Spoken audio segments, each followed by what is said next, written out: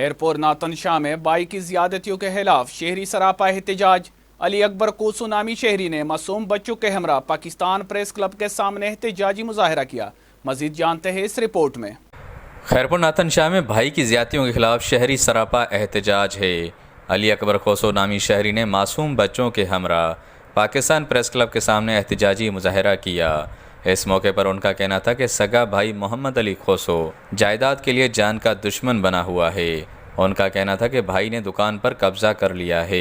कब्जा ख़त्म करवाने के लिए पुलिस के आला अफसरान के पास गया, लेकिन किसी ने एक भी नहीं सुनी। ये तो मुझे दुकान है सीता स्टाफ ते, ये तो मुझे भाउ मोहम्मद अली खोसो कब्जो करे वेठो है।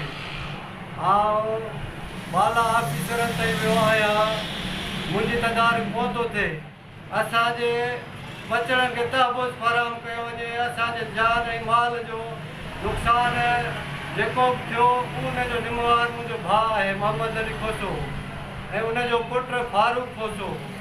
उनका मजीद कहना था कि भाई जान से मारने की धमकियां दे रहा है। मुझे और मेरे बच्चों को जान का ख़तरा है, तहफ़्फ़ुज़ फराहम किया जाए। बसूर दीगर थाना खैरपुर नातन शाह के सामने खुदसोजी करूँगा। उन्होंने IG सिंध और DIG हैदराबाद से नोटिस लेने का मुतालबा किया।